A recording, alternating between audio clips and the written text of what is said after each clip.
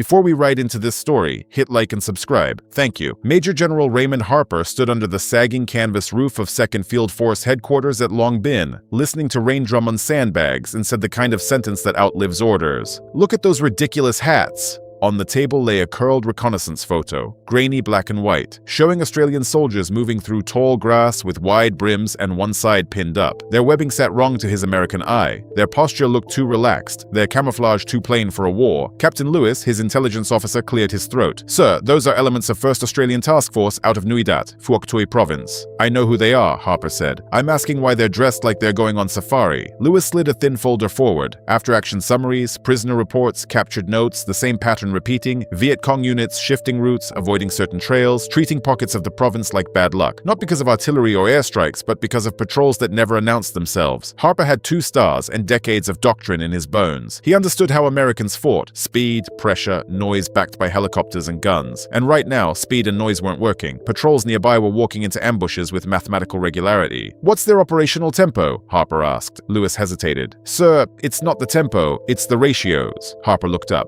"Say that again." "The Australians report unusually favorable outcomes, sir, and the SAS, Special Air Service, are consistently effective." Harper snorted. "Body count inflation." Lewis didn't flinch. "We thought so too, but independent sources are matching their reports. Captured material suggests the enemy treats parts of Phuoc Tuy as dangerous to move through." Harper leaned over the map. Nui Dat was a thumbprint of red dirt surrounded by jungle, with the long high hills like broken teeth to the northeast and thick country beyond. He traced the lines the enemy would use and the routes Americans kept blundering along. "I want to see it," Harper said. "Set up a liaison." A week. Lewis gave him the look subordinates give when a general adds danger to his life with pure confidence. "Sir, the Australians don't always welcome observers." "They'll welcome me," Harper said. 3 days later at Nui Dat, Brigadier O.D. Jackson read the request and let the paper hang between 2 fingers like an unlit cigarette. His operations officer offered the safe option. "We can park him at fire support positions, sir. Show him planning. Keep him clean." Jackson's eyes lifted. "If he's coming, he sees what we do." The operations officer grinned, half amused, half worried. "That'll send him home quick." Jackson tapped ash into a ration tin full of folded maps. "Put him with SAS. If an American 2-star wants to understand jungle warfare, he can learn from the blokes who make a living being unseen." Harper arrived on a short flight that felt like a hop across a postcard. The air hit him like a fist. Nui Dat looked professional and ordinary. Wire, bunkers, vehicles, artillery pointing into tree line. Nothing about it looked miraculous. A captain met him in a Land Rover, slouch hat pinned up. "Major General Harper, sir. Captain Wallace. Brigadier Jackson sends his compliments." "I'm not here for compliments," Harper said. "I'm here to observe operations." "Yes, sir. You'll deploy tomorrow with an SAS patrol. Step off 0500. How long?" 10 days scheduled, sir. Depends on compromise." Harper recognized a test. He nodded once. "Acceptable." Something flickered behind Wallace's eyes. "Assessment. Then we'd better get your kit squared away," Wallace said. "The SAS are particular." The quartermaster area smelled of canvas, oil, and damp earth. An Australian sergeant looked up from cleaning a rifle and took in Harper with one glance that ignored the stars and landed on the boots. "Sir, those won't do." Harper glanced down at his American jungle boots. "They've done fine for 6 months." "Too loud," the sergeant said, calm as weather.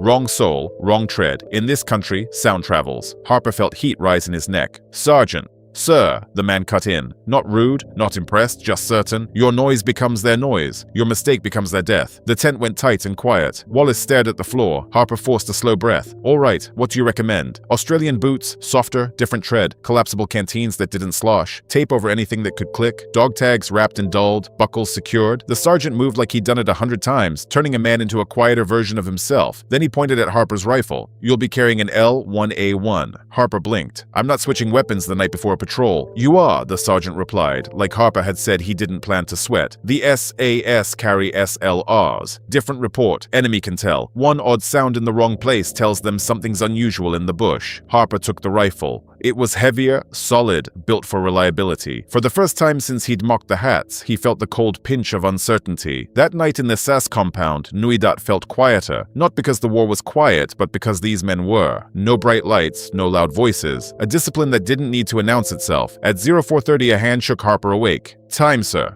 The briefing happened under a red-filtered light that made faces look like carved stone. 6 men sat on ammunition crates. None stood, none saluted. They watched Harper the way hunters watch weather, something you don't control, only account for. A lean sergeant introduced himself. "Sergeant McHannon. I'll run this patrol." He unrolled a map and tapped a finger along the high ground beyond Nui Dat. 10-day recon. We locate caches, identify routes, confirm unit presence. Enemy in this province includes local force. D445 has worked here. They listen for us as much as we listen for them. Harper asked the question he asked everywhere. Rules of engagement? Hannon's eyes met his. We don't make contact unless we choose to. If compromised, we break contact. We're not here to win a firefight. We're here to survive long enough to bring back the truth. Davies, the man who would walk in front of Harper, spoke without softness. Can you move silently for hours? Yes. Can you go half a day without talking? Yes. If I signal freeze, can you stop mid-step and hold? Harper hesitated because the honest answer was he didn't know. Davies didn't blink. Sir, I need a yes or no. Harper felt something shift inside him, pride adapting instead of breaking. Yes, he said. Hannon nodded once. Then you're third in the order. You step where Davies steps. You stop when Davies stops. In the bush, rank doesn't carry weight. Noise does. They stepped off before sunrise, slipping through wire and into green darkness that felt like entering a mouth. Harper had patrolled jungle before. He'd thought he knew it. 30 seconds with the SAS proved he hadn't. Americans moved like they owned the terrain. Fast, loud enough to be confident, calling in air and artillery when the jungle pushed back. The SAS moved like they were trying to become a rumor. 3 steps, pause, listen. 2 steps, pause longer. 1 step, freeze so completely Harper could hear his own pulse. They covered less ground in an hour than an American platoon would cover in 10 minutes. Harper's thighs burned from controlled movement. Sweat ran down his ribs. And still he heard nothing, until he heard everything. A bird alarm call that didn't sound right, an insect chorus that shifted like a door closing, a faint scrape that could have been wind or a sandal. Davies halted with his hand raised. Harper froze with 1 foot hovering. Minutes stretched. His leg shook. His mind screamed at him to put the foot down. He didn't. When Davies finally stepped forward, Harper exhaled like he'd been holding his breath since Long Binh. Mid-morning, voices drifted through the trees. Vietnamese, casual, close. Harper could see them after his eyes adjusted. 4 men with rifles moving along a trail Harper hadn't even registered as a trail. They passed within a distance that would have sparked a firefight from most units. The SAS did nothing. No radio, no whispered excitement, no trigger squeeze. The Viet Cong kept walking. The jungle swallowed their voices again. Hannon waited another hour before moving, because patience wasn't a tactic here, it was oxygen. On the 3rd day, they found a cache. At first, Harper saw only ordinary jungle. Then Hannon pointed and Harper's brain separated pattern from chaos. Cut branches angled back into place, canopy too neat, ground disturbed and combed into false innocence. Beneath it were crates, rice sacks, ammunition, the hidden bloodstream of the war. Hannon photographed it, sketched it, marked it, then signaled withdrawal. Harper leaned close, barely breathing. We're not destroying it. Hannon looked at him like Harper had asked why they didn't set themselves on fire for warmth. We're 6 men. We blow this. Every gun in the province comes looking for us. We take the knowledge. Later, someone with helicopters and artillery takes the cash. That was the difference. Americans chased the enemy's body. The SAS hunted the enemy's structure. By day 5, Harper had stopped thinking of the slouch hat as strange and started noticing why it worked. Brim for sun, pinned side to keep it out of the way, practical tradition hardened into equipment. On day 6, the jungle surprised them. A sentry position. A man in black at 15 meters, eyes widening at the exact same moment. Hannon's rifle snapped up. 1 shot. Another rifle answered. A third. 3 bodies down in seconds, and the silence afterward felt louder than the gunfire. Then whistles in the trees. Signals. The enemy responding, converging. Hannon's hand signal snapped. Break contact. Move. Not a run. Running was noise. A fast, controlled glide through terrain that wanted to trip them and force sound out of them. They moved, stopped, listened, moved again. By night, they were deeper in shadow than Harper had ever been. Navigation became compass and touch, inching through darkness so complete Harper couldn't see his own hands. Near dawn, Hannon found a drainage line choked with thorn and mud. They slid into it and became still. Harper lay in water that smelled like rot. Things crawled on him. Every nerve begged him to flinch. He didn't. Voices came at first light. Men searching close enough Harper could hear gear and breath. Brush beating, a cough, a muttered curse. A Viet Cong soldier walked the edge of the drainage line and stared into the vegetation that hid them. He was looking at them. Harper felt the moment like a blade on his throat. The man saw nothing, not because of magic camouflage, but because the SAS had erased themselves from the category of things a human brain expects to see. They had become part of the landscape. Hours later, they slid out like ghosts and began the cautious movement back. They lifted out early, because compromise changes the math. The helicopter's rotors were the one loud thing they allowed, and as Nuidat came into view, Harper realized he was leaving the jungle with something heavier than mud on his uniform. He was leaving with humility. Brigadier Jackson met him at task force headquarters. Harper stood across from him, filthy, hollow-eyed, lighter in the cheeks and heavier in the gaze. Jackson asked, almost casually, "Well, General?" Harper swallowed. The apology had been building for days. 3 weeks ago, Harper said, "I saw a photo and made fun of your hats." Jackson's mouth twitched. Not a smile, not quite. "I said it because I thought I understood this war," Harper continued. "I thought we could outmuscle muscle the jungle with mobility and firepower, and we can, sometimes. But what I saw with your SAS wasn't bravado. It was discipline, patience, a methodology built for this place. Jackson lit a cigarette with the unhurried calm of a man who had watched other men learn hard lessons. The jungle doesn't reward aggression, Harper said. It rewards control. You don't dominate it.